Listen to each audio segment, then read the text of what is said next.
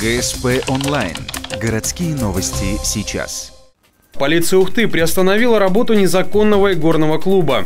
Заведение располагалось в конце проспекта Ленина. Здесь было установлено 13 моноблоков, 4 системных блока и 1 сервер.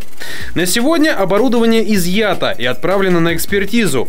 После нее решится вопрос о возбуждении уголовного дела по статье «Незаконная организация и проведение азартных игр». Людям, которые там играли, ничего абсолютно не грозит. Вот у нас за это нету никакого наказания ни административного, ни уголовного. Вот. Но владельцу, скажем так, казино будет очень много вопросов. Сейчас собранные материалы переданы в следственный отдел города Ухта. В случае доказательства вины владельцев клуба им может грозить до 2 лет лишения свободы. По предварительной версии, клуб работал недолго. Подозрений на масштабную подпольную сеть игорных заведений пока нет.